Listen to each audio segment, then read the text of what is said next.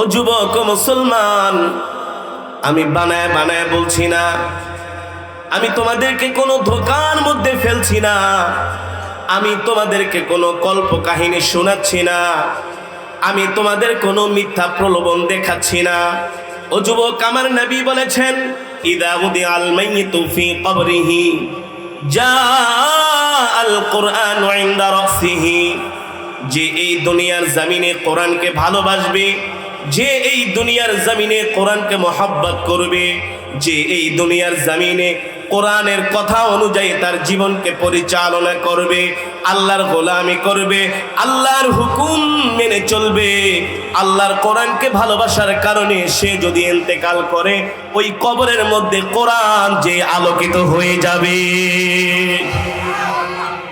ও মুসলমান, আল্লাহ কোরআনের মধ্যে বলছেন, আমি বলি না, ইন্নামাল মুমিনুনা আল্লাযীনা ইযা যুকিরাল্লাহু ওয়াজিলাত কুলুবুহুম ওয়া ইযা তুলিয়াত আলাইহিম আয়াতুহু যাদাতুহুম ঈমানা। আরে মুমিন তো সে, ঈমানদার তো সে, যে কোরআনে কারীমের তেলাওয়াত শুনলে যার অন্তরের মধ্যে শান্তি লাগে, অন্তরের মধ্যে ভালো লাগে, দিলটা শান্তি হয়ে যায়, দিলের মধ্যে প্রশান্তি পায়, সেই হচ্ছে আল্লাহ তাআলার পেয়ারা বান্দা মুমিন ঈমানদার। ঠিক কিনা বলেন? যে যুবক কোরআন তেলাওয়াত শুনে চোখের পানি ফেলে আর বলে, আল্লাহ ও মালিক, এতদিন তোমার কোরআন থেকে দূরে ছিলাম, তোমার কোরআন কত সুন্দর, ও মালিক তোমার জবানের কালাম কত সুন্দর।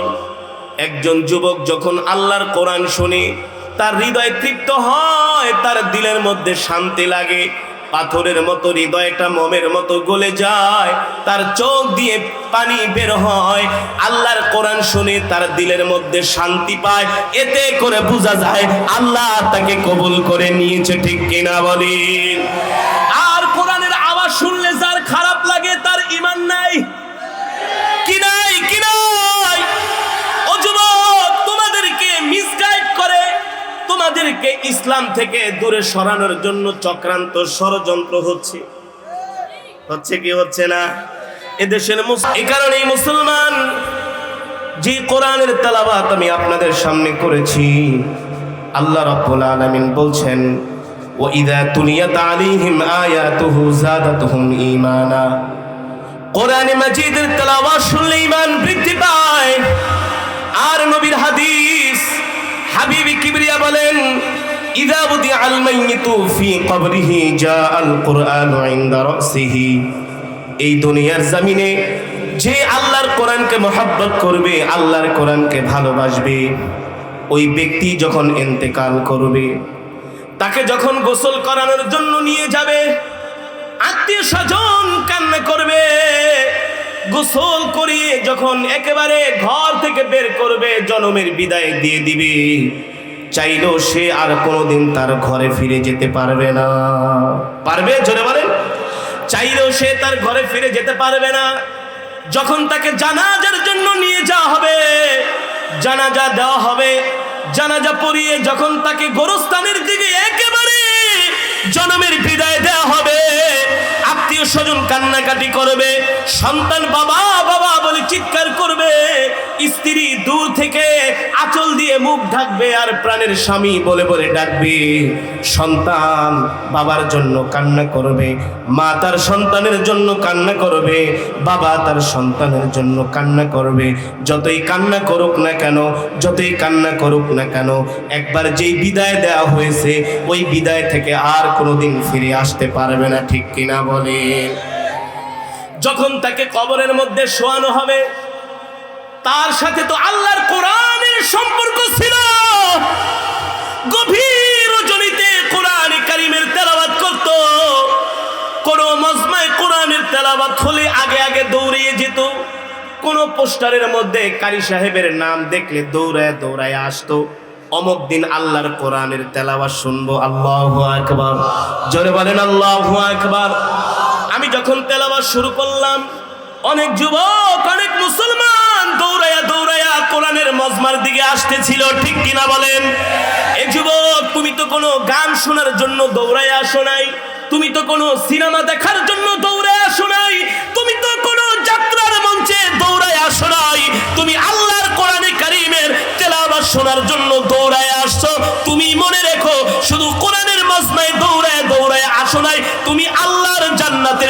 নেওয়ার জন্য আসছো? আল্লাহু আকবার। কিসের টিকিট? আল্লাহর জান্নাতের টিকিট নেওয়ার জন্য আসছো। এবার যখন ওই মুর্দারকে কবরের মধ্যে শোয়ানো হবে, সবাই দোয়া পড়বে, মিনহা খলাকনাকুম ওয়া ফিহা নুঈদুকুম ওয়া মিনহা নুখরিজুকুম তারাতান উখরা। সবাই দোয়া পড়বে আর মাটি দিবে, সবাই দোয়া পড়বে আর মাটি দিবে। কবরের মধ্যে বাঁশের সামিয়ানা বিছিয়ে দেওয়া হবে, কলার পাতা দিয়া কবরের উপরে ঢেকে দেওয়া হবে। এক এক করে কবরের মধ্যে সবাই মাটি দিতে থাকবে। মাটি দিতে দিতে কবরটা স্তূপ হয়ে যাবে। যখন মাটি দেওয়া শেষ, এক এক করে আত্মীয় স্বজন যার যার গন্তব্যে পৌঁছে যাবে। ওই গোরস্থানে আর কেউ থাকবে না, ওই গোরস্থানে আর কেউ খবরও নেবে না। এবার কবরের মধ্যে মুর্দারকে শোয়ানো হয়েছে, অন্ধকার কবর, নাই কোনো বাতি, নাই কোনো সাথী, নাই কোনো দরজা, নাই কোনো জানালা। একবার চিন্তা করে কি বিভীষিকাময় দৃশ্য। ও যুবক, এমন কঠিন পরিস্থিতির সম্মুখীন তুমি হবা। তোমার আশেপাশে কত বন্ধু বান্ধব সব সময় থাকতো, তোমার সাথে ঘুরতো, তোমার সাথে আড্ডা দিত, খেলাধুলায় যাইতো, সব সময় তোমার গাড়ির পাশের সিটে তোমার পাশে বসতো। তুমি অন্ধকার কবরের যাত্রী হয়ে গেছো। ওই সময় তুমি তোমার পাশে কাউকে পাবে না, একমাত্র আল্লাহ ছাড়া। ঠিক কিনা বলে? এবার কবরের মধ্যে শোয়ানো মুনকার নাকির ফেরেশতারা আসছেন সওয়াল করার জন্য। ফেরেশতারা এসে পায়ের কাছে দাঁড়িয়েছেন, চতুর্পাশে দাঁড়িয়েছেন তাকে সওয়াল করার জন্য। কিন্তু সে তো দুনিয়ার জমিনে আল্লাহর কোরআনকে মহব্বত করেছে, আল্লাহর কোরআনকে ভালোবেসেছে। কেউ যদি কোরআনের বিরুদ্ধে কথা বলেছে, তার অন্তরের মধ্যে আগুন জ্বলে গিয়েছে। কেউ যদি আলেমকে গালি দিয়েছে, সহ্য করতে পারে নাই। কেউ যদি নবীর অবমাননা করেছে, সহ্য করতে পারে নাই। নবীর ইজ্জত রক্ষার জন্য রাজপথে নেমে গেছে। আল্লাহর কোরআনকে এমন করে মহব্বত করত, কোরআনে কারীমের তেলাওয়াত শুনে চোখ দিয়া পানি ঝরাইতো, পাথরের মতো হৃদয়টা মোমের মতো গলে যেত। যখন মুনকার নাকির ফেরেশতারা তাকে সওয়াল করার জন্য প্রথম সওয়াল জিজ্ঞেস করবে, আর আল্লাহর কোরআন যায় তার মাথার সামনে দাঁড়ায় যাবে। আল্লাহু আকবার। কে দাঁড়াবে? জোরে বলেন কে? ওই কবরের মধ্যে কেউ যেতে পারবে না, কারো যাওয়ার পারমিশন নাই, একমাত্র আল্লাহর কোরআন ছাড়া। আল্লাহু আকবার। ফেরেশতারা জিজ্ঞেস করবে, মার রব্বুকা ওয়া মান দীনুকা ওয়া মান নাবিয়ুকা। আল্লাহর কোরআন বলবে, ফেরেশতারা থামো। ফেরেশতারা বলবে, কেন থামবো? আল্লাহ তো আমাদেরকে সওয়াল করার জন্য কবরে পাঠাইছে। আল্লাহর কোরআন বলবে, না না না, ও ফেরেশতারা, কোনো সওয়াল করতে পারবে না, আমার বন্ধুকে কোনো কষ্ট দিতে পারবে না। আমার বন্ধু দুনিয়াতে অনেক কষ্ট করেছে, এই কোরআনের জন্য মার খেয়েছে, এই কোরআনের কথা বলার জন্য তাকে জেলের মধ্যে বন্দী করা হয়েছে। এই কোরআনের কথা বলার কারণে তার উপরে নির্মম নির্যাতন হয়েছে। ঠিক কিনা বলেন? এই কোরআন শিখতে যায় সে কোনোদিন ভালো খাবার খাইতে পারে নাই, 3 বেলার ডালের পানি খেয়েছে। আপনারা তো অনেক আরাম করে বাসায় খান। বাংলাদেশের প্রতিটা মাদ্রাসার মধ্যে 2 বেলা ডাল দেওয়া হয়। কয় বেলা? 2 বেলা ডাল দেওয়া হয়।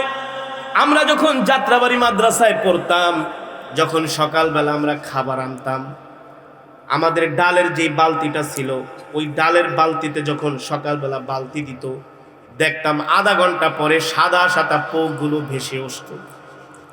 সাদা সাদা পোকগুলো ভেসে উঠত। ওস্তাদের কাছে যেয়ে বলতাম, হুজুর ডালের মধ্যে পোকা। কয় বেটা বিসমিল্লাহ কয়া খায়া ফেলা। এটা পোকা মনে করবি না, মনে করবি যে এটা মশলা। এটা কি? মশলা।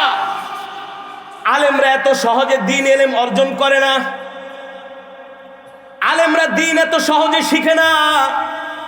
আপনারা সকাল 10টা পর্যন্ত ঘুমায় থাকেন, একদিন রাত 3টা বাজে এই মাদ্রাসার বারান্দায় আসা দেখবেন ছোট ছোট বাচ্চারা কোরআন পড়তেছে। কোরআন কেউ তাহাজ্জুদের নামাজে সেজদায় লুটিয়ে পড়েছে, আবার ছোট ছোট বাচ্চারা কোরআন শিখতেছে।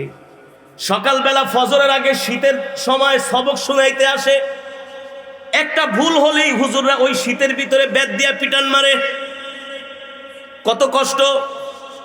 আমরা যখন সকাল হেফজ পড়তাম শীতের দিনে, ওস্তাদ এসে একবার শুধু নক করতো, বেত দিয়া টেবিলের উপরে একবার বাড়ি মারতো, দুইবার বাড়ি মারতো, তিনবার বাড়ি মারতো, চারবার আর বাড়ি মারার সময় নাই, যায়া বেত দিয়া এমন পিটান পিটাইতো, কম্বল নিয়া তোষক নিয়া লাভ দিয়া মাঠের ভিতরে পড়ে যেতাম।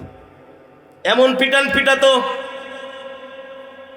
সবকের মধ্যে একটা ভুল হলে শীতের সকালে যদি হাতের ভিতরে বাড়ি দেওয়া হয় কেমন লাগে? এমন পিটান দিত মনে হয় চামড়া ফেটে রক্ত বের হয়ে যাইতো। দেখতাম চামড়া ফেটে রক্ত বের হয়, উস্তাদ বলে এটা হাতটা গালের সাথে লাগা। গালের সাথে লাগাইতাম আর চোখ দিয়া পানি পড়তো। এত কষ্ট, এত কষ্ট। আল্লাহকে বলতাম, আল্লাহ তোমার কোরআন শিখার জন্য আসছি, যতই কষ্ট হোক না কেন আল্লাহ এই কোরআন থেকে দূরে সরায় দিও না। আপনারা মনে করেছেন একজন আলেম এমনি আলেম হয়?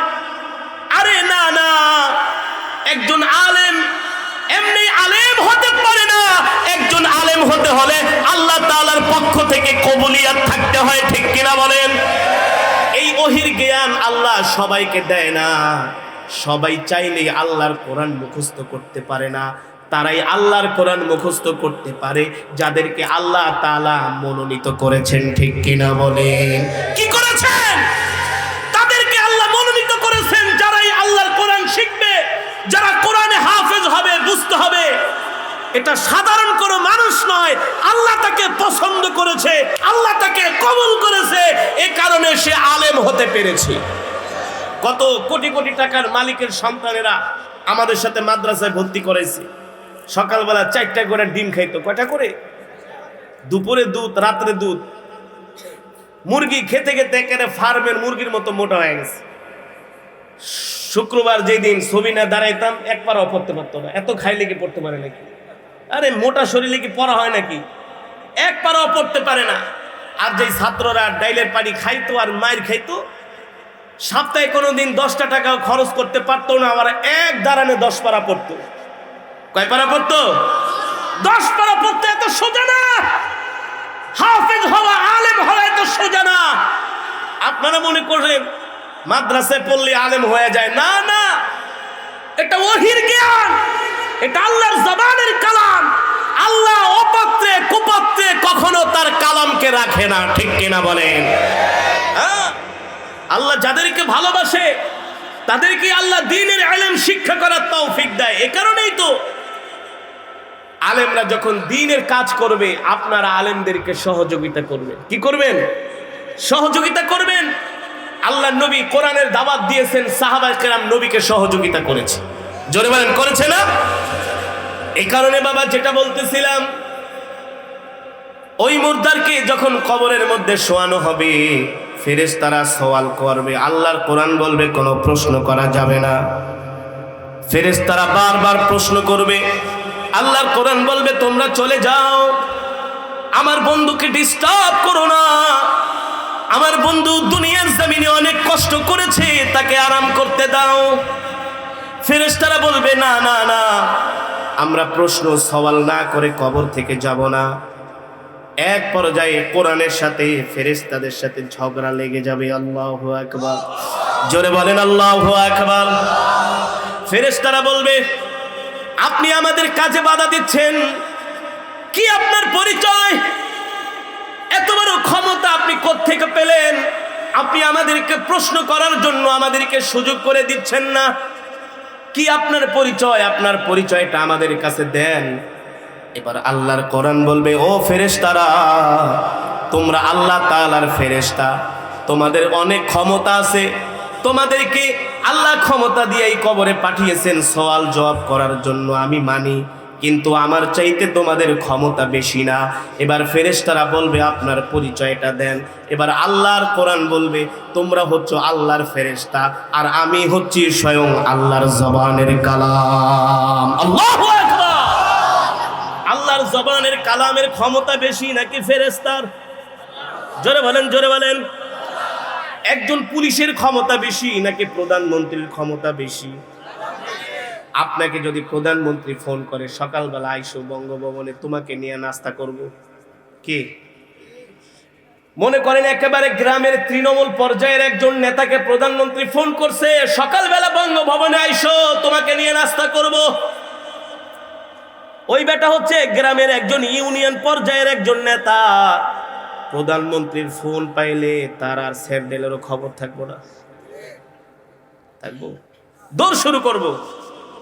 স্ত্রীকে দেখাবো, দেখো দেখো প্রধানমন্ত্রী তার পার্সোনাল ফোন থেকে আমাকে ফোন করছে, ঠিক কিনা বলেন?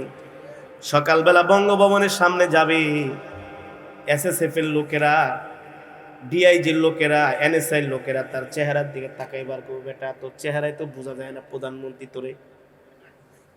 কিন্তু আসলে ফোন করেছে সে হচ্ছে তৃণমূল পর্যায়ের গ্রামের একজন নেতা, ঠিক কিনা বলেন? পুলিশরা তাকে প্রথমে ঢুকতে দিবে না। যখন প্রধানমন্ত্রীর তরফ থেকে একটা কার্ড শো করা হবে, পাস, কি এই যে দেখো এটা প্রধানমন্ত্রীর পাস, এই পাস দেখানোর পরে পুলিশের বাবারও ক্ষমতা নাই তাকে আটকায়া রাখবে, ঠিক কিনা বলেন? বুঝতে পেরেছেন? এ কারণে বাবা যদি জান্নাতে যেতে হয় আল্লাহর কোরআনের পাস লাগবে, ঠিক কিনা বলেন? আল্লাহর কোরআনকে আঁকড়ে ধরতে হবে, আল্লাহর কোরআন অনুযায়ী আমাদের জীবনকে পরিচালনা করতে হবে। এবার ফেরেশতারা কোনো পাত্তা পেল না, কবরে কোনো চান্স পেল না, সওয়াল জবাব করার জন্য ফেরেশতারা চলে গেল। আল্লাহ হাসরের মাঠ কায়েম করবে, ইয়াউমা ইয়াফিরুল মারউ মিন আখিহি ওয়া উম্মিহি ওয়া আবিহি ওয়া সাহিবাতিহি ওয়া বানিহি লিকুল্লি ইমরিইন মিনহুম ইয়াউমা ইযিন শা'নুন ইউগনি। আল্লাহু আকবার। আল্লাহ হাসরের মাঠ কায়েম করবে, সব মানুষগুলো ইয়া নাফসি বলবে, পয়গম্বররা পর্যন্ত ইয়া নাফসি বলবে। এই দুনিয়ার জমিনে যার সাথে আল্লাহর কোরআনের সম্পর্ক থাকবে, আল্লাহর কোরআন বলবে বন্ধু তুমি চিন্তা করো না, তুমি শুধু আমার সাথে হাঁটো। আল্লাহু আকবার। আল্লাহর কোরআন তার হাত ধরে ধরে মিজানের পাল্লার কাছে নিয়ে যাবে। মিজানের পাল্লার দায়িত্বে যে ফেরেশতারা আল্লাহর কোরআনকে দেখে সেলুট মারে, কোনো যাওগা, তোমার নেক আমল পাল্লায় দেওয়ার কোনো প্রয়োজন নাই, কারণ তোমার সাথে আছে কে? আল্লাহর কোরআন। কে আছে? জোরে বলেন, কে আছে? মিজানের পাল্লার কাছে যাবে, জাহান্নামের গেটের কাছে যাবে। জাহান্নামের ফেরেশতারা বলবে যাও, তোমার সাথে আল্লাহর কোরআন আছে। এবার যখন পুলসিরাতের কাছে যাবে, পুলসিরাত দেখে ওই মুর্দার ভয় পেয়ে যাবে, ওই কবরবাসী ভয় পেয়ে যাবে, হায় রে এই পুলসিরাত আবার পার হব কিভাবে? চুলের চাইতে চিকন, হীরার চাইতে ধার, 1000-এর মধ্যে 999 জন ওই পুলসিরাত থেকে ছিটকে জাহান্নামে পড়ে যাবে। ভয় পেয়ে যাবে। আল্লাহর কোরআন বলবে ভয় পেও না ও বন্ধু, ভয় পেও না, চিন্তা করো না, টেনশন করো না। আল্লাহর কোরআন তার হাত ধরে সেকেন্ডের মধ্যে পুলসিরাতের পুল পার করে দিবে। আল্লাহু আকবার। কবরের ঘাটি থেকে আল্লাহর কোরআন তাকে বাঁচায় দিল, জাহান্নামের দরজা থেকে আল্লাহর কোরআন তাকে বাঁচায় দিল, মিজানের পাল্লার কাছ থেকে আল্লাহর কোরআন তাকে বাঁচায় দিল। এবার পুলসিরাতের পোল তাকে পার করে দিল। আল্লাহর জান্নাতে যাওয়ার জন্য এখন আর তার কোনো বাধা থাকবে না। এবার যখন আল্লাহ তার জন্য যেই জান্নাত করে রেডি করে রেখেছেন, এই জান্নাতের মধ্যে তাকে ঢুকানো হবে। ওই জান্নাতি আল্লাহর কোরআনের দিকে তাকায় বলবে, কি আপনার পরিচয়? আপনাকে যদি আমি এই কবরের মধ্যে না পাইতাম তাহলে তো আমি অনেক বড় বিপদে পড়ে যেতাম। আপনি আমাকে এত বড় সাহায্য করেছেন, এত বড় উপকার করেছেন, এত সুন্দর জান্নাত পর্যন্ত আমাকে পৌঁছে দিয়েছেন। কি আপনার পরিচয়? কোথায় আপনার বাড়ি? কোথায় আপনার ঘর? আল্লাহর কোরআন বলবে বন্ধু তুমি মনে করে দেখো, গভীর রজনীতে উঠে শীতের মধ্যে ঠান্ডা পানি দিয়া ওযু করে ফজরের নামাজ আদায় করেছে। আল্লাহু আকবার। মসজিদের কোনায় বসে সূরা ইয়াসিনের আমল করেছো। শীতের মধ্যে মাইলকে মাইল হেঁটে হেঁটে ওয়াজ মাহফিলে যে কোরআনের তেলাওয়াত শুনেছো, কোরআনের বয়ান শুনেছো। আল্লাহ কোরআনের মধ্যে যেটা নিষেধ করেছে সেটা তুমি করো নাই, আর আল্লাহ যেটা করার জন্য বলেছে তুমি তোমার জান মাল সব কিছু দিয়া সর্বোচ্চ চেষ্টা করেছো। আল্লাহু আকবার। ও বন্ধু, দুনিয়ার জমিনে তুমি আমাকে ভালোবাসার কারণে, আমাকে মহব্বত করার কারণে আজকে আমি কোরআন তোমাকে আল্লাহর জান্নাত পর্যন্ত পৌঁছে দিয়ে গেলাম। আল্লাহু আকবার। কোরআন তাকে জান্নাত পর্যন্ত পৌঁছে দিবে। এই কারণে যুবক, আমরা দুনিয়ার জমিনে যতদিন বাঁচবো আল্লাহর কোরআনের পক্ষে বাঁচবো, ঠিক কিনা বলেন? বাঁচবো তো বাঁচবো আল্লাহর কোরআন নিয়ে বাঁচবো, মরবো তো মরবো আল্লাহর কোরআন পড়তে পড়তে মরবো। রাজি আছি তো ইনশাআল্লাহ? রাজি আছি তো ইনশাআল্লাহ? আল্লাহর কোরআন যেটা করার জন্য নিষেধ করেছে, আল্লাহর কোরআন যেটা আমাদেরকে করার জন্য পারমিশন দেয় নাই, কোন নেতা যদি আমাকে করতে বলে, কোন নেত্রী যদি আমাকে করতে বলে, আমার মাও যদি করতে বলে, আমার বাবাও যদি করতে বলে, আল্লাহর কোরআন যেটা করার জন্য নিষেধ করেছে জীবন চলে গেল সেটা করব না। রাজি আছেন তো ইনশাআল্লাহ? রাজি আছেন তো ইনশাআল্লাহ? আল্লাহর কোরআন আমাকে মিথ্যা কথা বলার পারমিশন দেয় নাই, দিয়েছে? আমরা তো এখন সেকেন্ডে সেকেন্ডে মিথ্যা কথার ফ্যাক্টরি নিয়ে আমরা চলি। হাওলাত দিছে 50,000 টাকা দেওয়ার কথা, এক সপ্তাহ পর ফোন দিছে, বন্ধু আজকে তো শনিবার, তোমার তো 50,000 টাকা দেওয়ার কথা ছিল। এই সাহেব পোতা বসে বসে চা খাইতেছে। দোস্ত আরো আগে কেন ফোন দিলা না? আমি তো আধা ঘন্টা আগে বাসে ওইটা গুলিস্তানায় পড়ছি, অথচ সাহেব পোতা বসে রয়েছে। ঠিক না বলেন? সমাজের মধ্যে তো এখন এমন এক সমস্যা দেখা দিছে, আপনি কাউকে যদি 5,000 টাকা হাওলাত দেন, আরো 500 টাকা দিতে হবে বাঁশ কেনার জন্য। কি কেনার জন্য? বাঁশ। এই যে 5,000 টাকা হাওলাত দিলাম আর 500 টাকা বেশি দিলাম, এটা দিয়ে তুমি বাঁশ দিবা আমারে কয়দিন পর। টাকা হাওলাত দিছেন 5,000, চাইতে গেছেন। আগে টাকা নেওয়ার আগে আপনার ঘরে এসে বসে থাকতো, কি মিষ্টি মিষ্টি আলাপ না? 5,000 টাকা হাওলাত দিছেন, টাকা চাইতে গেলে সে ঘুমায়, তার মোবাইল বন্ধ, ফোন ধরে না, ফোন বিজি, গাড়িতে তেল থাকে না, মোটর সাইকেলের চাক্কা ঘুরে না। ঠিক কেন বলেন? আমানতের খেয়ানত।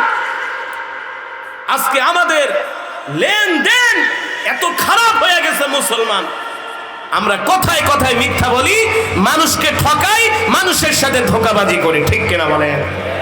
আল্লাহর কোরআন কি এই সমস্ত গর্হিত কাজ করার জন্য আমাদেরকে পারমিশন দিয়েছেন? জোরে বলেন, দিয়েছেন? দেন না। সুতরাং আল্লাহর কোরআন আমাদেরকে কি শিখাচ্ছেন? তুমি যদি জান্নাতে যেতে চাও, কোনো মিথ্যা কথা বলা যাবে না, আমানতের খেয়ানত করা যাবে না, মানুষের মনে কষ্ট দেওয়া যাবে না, মানুষকে ধোঁকা দেওয়া যাবে না। ঠিক কিনা বলেন? রাজি আছেন তো ইনশাআল্লাহ?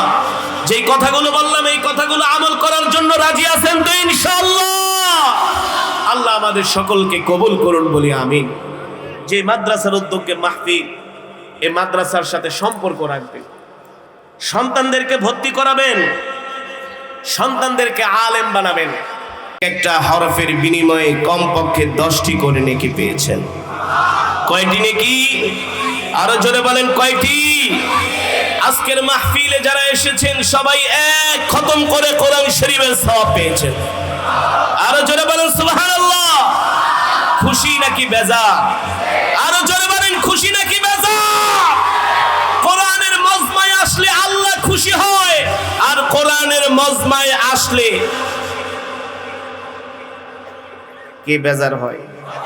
আরো জোরে বলেন। যাক, এই কথাটা আমি আর জোরে বললাম না। এই কোরআনের তেলাওয়াত শুনে যেই মুসলমান এখনো ঘরে বসে আছে তার ঈমান দুর্বল। কারণ এই কোরআন আল্লাহর জবানের কালাম। ঠিক কিনা বলেন? পয়গম্বরের তেলাওয়াত শোনার জন্য আবু জেহেল পর্যন্ত রাত্রবেলা ঘুমায় নাই। ঠিক কিনা বলেন? আপনারা সেই কোরআনের তেলাওয়াত শুনেছেন, এক খতম করে কোরআন শরীফের সওয়াব পেয়েছেন, অনেক খুশি হয়েছেন না? তো আপনাদের কাছে আমি একটা কমিটমেন্ট, একটা ওয়াদা নিতে চাই। রাজি আছেন তো ইনশাআল্লাহ? দিতে পারবেন তো ইনশাআল্লাহ? ইমানদারের মতো দিবেন নাকি মুনাফিক বেঈমানের মতো দিবেন? আরো জোরে বলেন। যদি ইমানদারের মতো ওয়াদা দেন, যেহেতু সবাই এক খতম করে কোরআন শরীফের সওয়াব পেয়েছেন। আমরা শয়তান আমাদেরকে প্যান্ডেলের বাহিরে বসে বলতেছে, দোস্ত তাড়াতাড়ি চলে আসো, চানবিড়ি কিন্তু শেষ করতে হবে, সিগারেট কিন্তু এখনো 3টা বাকি আছে। কয়টা? তুমি শুধু হুজুরের তেলাওয়াত শুনে বসে থাকো না, তেলাওয়াত শুনছো, অনেক সওয়াব পাইছো, আর দরকার নেই। কে বলবে? আরো জোরে বলেন, কে বলবে? আমরা কি শয়তানের কথা শুনবো নাকি আল্লাহকে সন্তুষ্ট করব? যদি আল্লাহকে সন্তুষ্ট করতে চাই, আমরা বয়ান শেষ না করে মোনাজাত না দিয়ে কেউ প্যান্ডেল থেকে বের হব না। কোন ইমানদার কে কে রাজি আছেন? হাত ওঠান।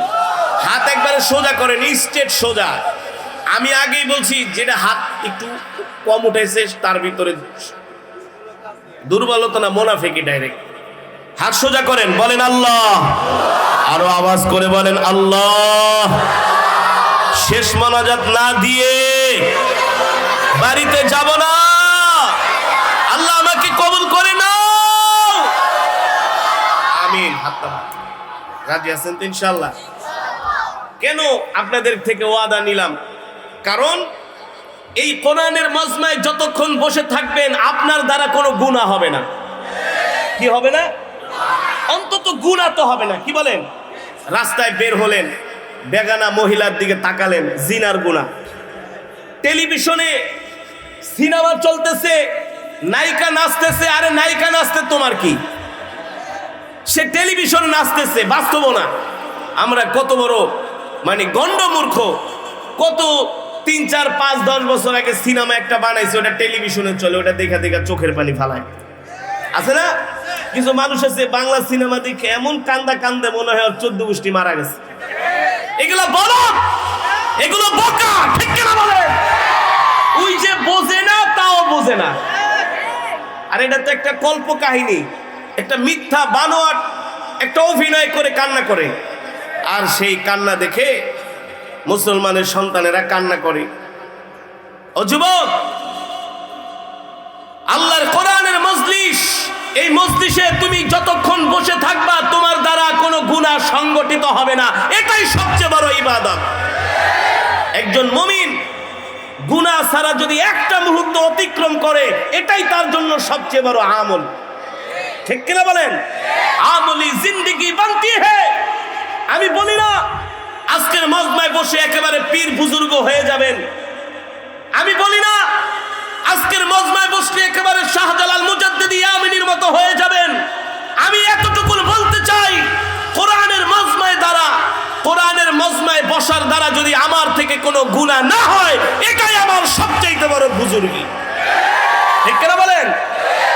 আর এই কোরআনের মজমায় যতক্ষণ বসে থাকবেন, আল্লাহ রব্বুল ইজ্জতের অগণিত রহমতের ফেরেশতারা আমাদের জন্য মাগফিরাতের দোয়া করতে থাকবে। থাকবে কি থাকবে না? এই দুনিয়াতে আমরা থাকতে পারবো? পারবো? কোন সময় মৃত্যুর চিঠি চলে আসে কেউ বলতে পারি? জোরে বলেন। পারি না। ও যুবক, তুমি কি একবার চিন্তা করেছো তোমার মৃত্যুটা যদি হয় গুনার হালতে, তাহলে তোমার উপায় নাই? উপায় আছে। তুমি যদি সিনেমা অবস্থায় আজরাইল যদি তোমার কাছে চলে আসে, তোমার কিন্তু উপায় নাই, খবরই আছে। ঠিক কিনা বলেন? আর যদি তোমাকে কোরআনের মজমায় দেখে, কোন জায়গায়? কোরআনের মজমায় বসে বসে তুমি কোরআন শুনছো, আজরাইলের এত বড় সাহস নাই যেই বান্দা আল্লাহর কালাম শুনবে তার সাথে আজরাইল খারাপ আচরণ করবে, তাকে কষ্ট দিবে, এত বড় দুঃসাহস আজরাইলের নাই। ঠিক কিনা বলে? সে তো সরাসরি আল্লাহর কোরআনের সাথে তার সম্পর্ক রয়েছে। ঠিক কিনা বলে? আপনি নিজে যদি একজন হাফেজে কোরআনের বাবা হন, আপনার সন্তান আপনাকে হাসরের মাঠে সুপারিশ করে আল্লাহর জান্নাত পর্যন্ত পৌঁছে দেবে। সুবহানাল্লাহ বলেন। আপনি যদি আপনার সন্তানকে আলেম বানান, আপনার সন্তান আপনার নিজের জানাজা পড়বে, এর চাইতে আর খুশির খবর হতে পারে? আপনার কবরের কাছে দাঁড়ায় দোয়া করবে, রব্বির হামহুমা কামা রব্বায়ানি সগীরা, রব্বির হামহুমা কামা রব্বায়ানি সগীরা। আরে ভাড়া করে আলেম এনে দোয়া করানো আর নিজের সন্তান দোয়া করা, আকাশ আর জমিন পর্যন্ত পার্থক্য। ঠিক কিনা বলেন? সন্তান তো যেখানেই থাকুক না কেন, কি শর্ত? বলে ইমামের কিছু কোয়ালিটি গুণ থাকতে হবে। বলে কি গুণ? বলে ইমাম এই করতে হবে, সেই করতে হবে, মিথ্যা কথা বলবে না, 5 ওয়াক্ত নামাজ পড়বে, একেবারে চরিত্র এমন হতে হবে, অমন হতে হবে, আমানতদারি, এই সেই, কোনো কিছু তার ভিতরে কোনো গুণ আর লেশ মাত্রাও থাকবে না।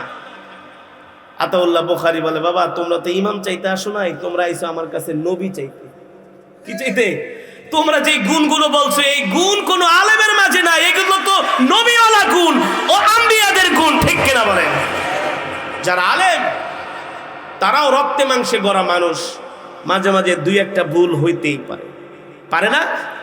তাও কম, 100-র মধ্যে 1-2টা আলেমদের ভুল হয়, ওইটা নিয়ে পুরা দুনিয়া মাতামাতি করে। এই কারণে বলবো, নিজের সন্তানদেরকে আলেম বানান, কন্যাদেরকে আলেমা বানান, ঘরের মধ্যে কোরআনের তেলাওয়াত জারি করে দেন, কোরআনের তেলাওয়াত চালু করে দেন। ইনশাআল্লাহ আমাদের ঘর থেকে অশান্তি দূর হয়ে যাবে। যেই ঘরের মধ্যে আল্লাহর কোরআনের তেলাওয়াত নাই, ওই ঘরের মধ্যে আল্লাহর রহমত নাই। সকালবেলা হইলেই টিভিটা ছাইরা রবীন্দ্রসঙ্গীত শুরু করে দেয়, গান শুরু করে দেয়। না, মুসলমানের ঘরে সকালবেলা গান চলতে পারে না। মুসলমানের ঘরে সকালবেলা শুরু হবে আল্লাহর কোরআনের তেলাওয়াত দিয়ে। কি দিয়ে? কোরআনের তেলাওয়াত দিয়ে। আমরা আমলি জিন্দেগি গঠন করব, নিজেরা কোরআন পড়ব, সন্তানদেরকে কোরআন শিখানোর জন্য আমরা তাকিদ দিব, ঘরওয়ালিদেরকে আমরা কোরআন শিখাবো। সকালবেলা ফজরের পরে সবাই প্রত্যেকটা রুম থেকে আল্লাহর কোরআনের তেলাওয়াত হবে, সূরা ইয়াসিনের তেলাওয়াত হবে, সূরা ওয়াকিয়ার তেলাওয়াত হবে, সূরা মুলকের তেলাওয়াত হবে। এভাবে করে যখন আমাদের ঘর থেকে কোরআনের তেলাওয়াত জারি হয়ে যাবে, আমাদের ঘরগুলো আল্লাহর জান্নাতের বাগানে পরিণত হবে। ঠিক কিনা বলেন? আল্লাহ তাআলা আমাদের সকলকে আল্লাহর কোরআন পড়া, আল্লাহর কোরআন বোঝা, আল্লাহর কোরআন অনুযায়ী আমাদের জিন্দেগিকে পরিচালনা করা, গঠন করার তৌফিক দান করুন, বলি আমিন। আরো জোরে সরে বলি আমিন। এই মাজমা, এই মাহফিলকে আল্লাহ কিয়ামত পর্যন্ত কবুল করুন, বলি আমিন। আগামীকালও এখানে মাহফিল হবে। আজকে তো আশেপাশে অনেক মাহফিল থাকার কারণে অনেকে আসে নাই। আপনারা আগামীকালকে 1-10 জনকে দাওয়াত দিয়ে নিয়ে আসবেন। আগামীকালকের সমাপনী দিবসের মাহফিলকে আপনারা সাফল্যমণ্ডিত করবেন। কোরআনের মজমা এসে আপনারা শরীক হবেন। আল্লাহ আমাদের সকলকে হায়াতে তয়্যিবা দান করুন, বলি আমিন। দুরূদ শরীফ পড়ি। আল্লাহুম্মা সাল্লি আলা মুহাম্মাদ ওয়া আলা আলি মুহাম্মাদ কামা সাল্লাইতা আলা ইব্রাহিম ওয়া আলা আলি ইব্রাহিম ইন্নাকা হামিদুম মাজিদ। আল্লাহুম্মা বারিক আলা মুহাম্মাদ ওয়া আলা আলি মুহাম্মাদ كما باركت على إبراهيم وعلى آل إبراهيم إنك حميد مجيد. سبحان الله وبحمده سبحان الله العظيم. اللهم آمين. ربنا ظلمنا أنفسنا وإن لم تغفر لنا وترحمنا لنكونن من الخاسرين. ربنا آتنا في الدنيا حسنة وفي الآخرة حسنة وقنا عذاب النار. رب العالمين আমরা নাফরমান, আপনি রহমান। আয় মালিক, গুনার বোঝা মাথায় নিয়ে ভিক্ষুকের মতো 2খানা হাত উঠিয়েছি। আল্লাহ মেহেরবানি করে আপনি আমাদের তামাম জিন্দেগির গুনাহ খাতাগুলো মাফ করে দেন। আয় মাওলাই করিম, আপনার পেয়ারা বান্দারা আপনার জবানের কালামের তেলাওয়াত শুনে কোরআনের মজমায় দৌড়ায় দৌড়ায় আসছে। আল্লাহ আপনার কোরআন শুনেছে, পাথরের মতো হৃদয়টা মোমের মতো গলে গিয়েছে। আল্লাহ আপনার এই বান্দারা দুনিয়ার কোনো লোভের জন্য আসে নাই, তোবারকের জন্য আসে নাই, 500 টাকার জন্য আসে নাই। একমাত্র আপনাকে মোহাব্বত করে, আপনার কোরআনকে ভালোবেসে, আপনাকে ভালোবেসে আল্লাহ আপনার এই বান্দারা কোরআনের মজমায় দীর্ঘক্ষণ বসে বসে কোরআনের তেলাওয়াত, কোরআনের বয়ান শুনেছে। আল্লাহ আপনি আমাদের কাউকে খালি হাতে ফিরাইয়া দিয়েন না। জিন্দেগীর সব গুনাহগুলো এখনই মাফ করে দেন আল্লাহ। জাহান্নামের আগুন হারাম করে দেন, জাহান্নামের আগুন হারাম করে দেন। আমাদের সকলের নামে জান্নাতুল ফেরদাউসটা বরাদ্দ করে দেন। এই মালিক, গুনাহ করতে করতে জীবনটাকে বরবাদ করে দিয়েছি আল্লাহ। গুনাহ করেছি, স্বীকার করি, বিশ্বাস করি, কিন্তু আপনার রহমতের চাইতে বেশি গুনাহ করি নাই গো আল্লাহ। ও মালিক, আমাদের গুনার পাহাড়টা আপনার রহমতের দরিয়ার মধ্যে ডুবায়া দেন আল্লাহ। মেহেরবানি করে জনম দুঃখিনী আব্বা জান আম্মা জানের কবরে আযাবগুলো মাফ করে দেন। আব্বা আম্মার কবরকে জান্নাতের বাগান বানায়া দেন। যেই মা 10 মাস 10 দিন গর্ভে ধারণ করে আমাদেরকে লালন করেছে, নিজে না খেয়ে আমাদেরকে খাইয়েছে, মা শীতের রাত্রে ভিজা জায়গায় শুয়ে শুকনা জায়গায় শোয় আল্লাহ আমাদেরকে কষ্ট পেতে দেয় নাই। ওই জনম দুঃখিনী মা অন্ধকার কবরে শুয়ে আছে আল্লাহ।